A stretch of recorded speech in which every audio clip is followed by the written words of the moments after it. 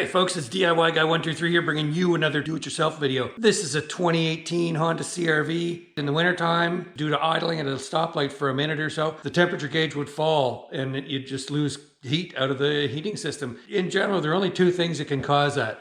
One is low coolant, and two, which is kind of unlikely for it to cause that, but it could.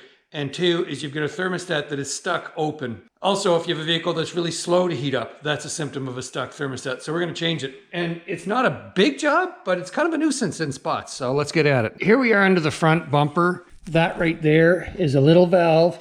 When you unscrew that valve, the coolant will drain out of this hole right here and catch it into a bucket. So it's pretty easy to drain out. So to remove the air box, you've got to take off a 10mm bolt there, a bolt right between the battery and the air box. And then there's a little stud right in the center of the frame. If you lift the airbox straight up and give it a wiggle, there's a rubber grommet that will pop off of that stud. Also, you've got to release these two hose clamps right here and just lift the airbox out of the way. Don't disconnect any of the wires to it. Just move it over there and sit it on top of the fuse panel. Once you get the airbox out of the way, you've got much better access to the thermostat housing. There's a bolt right here, and that's the easy one to get out. 10mm bolts. The bottom one was a real nuisance. The issue is, with this in the way, you can't get your socket and ratchet to the bolt head down there. If you come from underneath, this silly wire harness right here it's in the worst spot possible. So now that I've got the little bracket released, I can show you the trick. You need a 90-degree pick. Now you'll see that is the bracket, and there's a little hole in the bracket my hook is dropped into now. And what you need to do is reach in up here. You see that I'm prying that right now? While you're prying that tab up, stick a very long straight screwdriver in right there and pry it forward like that.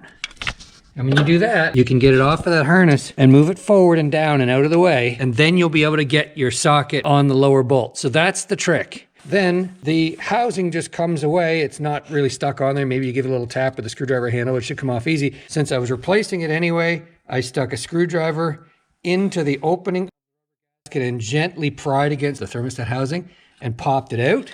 And once you pop it out, even if you've drained the coolant out of the radiator, there's still another liter or so that will spill on the floor. So get your old thermostat out and take note, there's an arrow on the thermostat. See that right under my thumb, there's an arrow there? You need to install with the arrow pointing up. So if we look at my new thermostat, it's a slightly different design. There is no arrow, but see that part that's moving in the center of the screen right there?